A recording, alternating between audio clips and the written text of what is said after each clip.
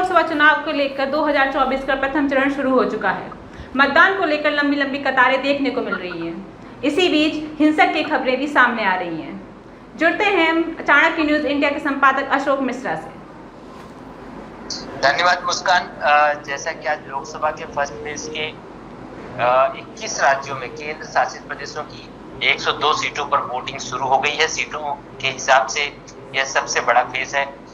Voting शाम 6 बजे तक चलेगी। मुस्कान, पीएम मोदी ने सभी से वोट डालने की अपील की।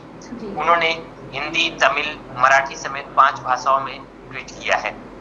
वोटर टर्नआउट ऐप के मुताबिक सुबह 11 बजे तक सबसे ज्यादा वोटिंग बंगाल में हुई, जहां 33.56% वोट पड़े हैं।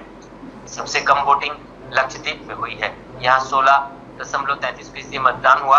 वोटिंग के दौरान मणिपुर के विष्णुपुर में फायरिंग, बंगाल के कूच बिहार हिंसा और छत्तीसगढ़ के बीजापुर में ग्रेनेड ब्लास्ट हुआ है। मणिपुर की 2 लोकसभा सीटों मणिपुर इनर और मणिपुर आउटर पर भी इस फेज में वोटिंग है। हिंसा को देखते हुए आउटर सीट के कुछ हिस्सों में 26 अप्रैल को भी वोटिंग होगी। 2019 में मैं आपको बता दूं, इन 102 लोकसभा सीटों पर भाजपा ने 40, डीएमके ने 24, कांग्रेस ने 15 सीट जीती थी। अन्य को 23 सीटें मिली थी। इस फेज में अधिकतर सीटों पर मुकाबला इन्हीं 3 दलों में के बीच होता है। फर्स्ट फेज में मैं बता दूं मुस्कान, जी सर, 1625 कैंडिडेट्स चुनाव लड़ रहे हैं। इनमें 1491 पुरुष, 134 महिला कैंडिडेट, 8 केंद्रीय मंत्री, 1 पूर्व मुख्यमंत्री और 1 पूर्व राज्यपाल भी इस बार चुनाव मैदान में है। इस फेज में के बाद 26 अप्रैल को दूसरे फेज की वोटिंग होनी है। कुल 7 फेज में 543 सीटों पर 1 जून को मतदान खत्म होगा। सभी सीटों के रिजल्ट 4 जून को आएंगे। फिलहाल मैं आपको बता दूं मुस्कान की कई जगहों पर हिंसा की घटना देखने को मिली है। मणिपुर, छत्तीसगढ़, पश्चिम बंगाल की जगहों पर, कई जगहों पर तो बूथ के सामने ही फायरिंग हुई है। और सबसे ज्यादा वोट प्रतिशत जो निकल कर आ रहा है मुस्कान अभी इस वक्त का, वो पश्चिम बंगाल में निकल कर आ रहा है। इससे एक बड़ा संकेत कहीं ना कहीं ममता बनर्जी को जा रहा है।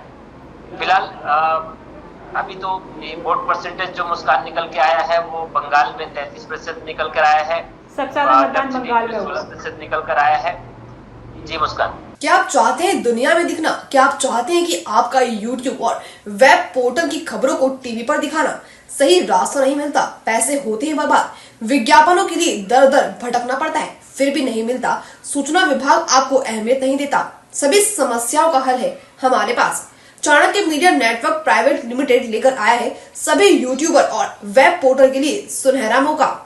सूचना प्रसारण मंत्रालय से रजिस्टर्ड करके OTT और IPTV के माध्यम से अपने चैनल को ले जाएं सभी स्मार्ट एंड्रॉइड टीवी पर। आज ही संपर्क करें 9643761495 या व्हाट्सएप करें 8287399909 पर।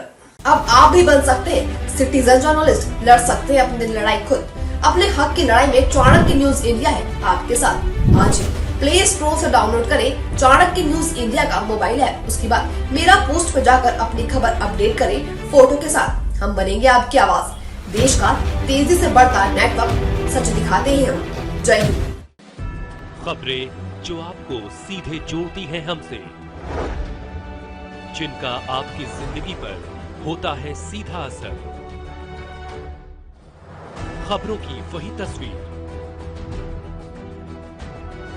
बिना बदले बिना डरे, जज्बा सच का लिए, सच दिखाते हैं।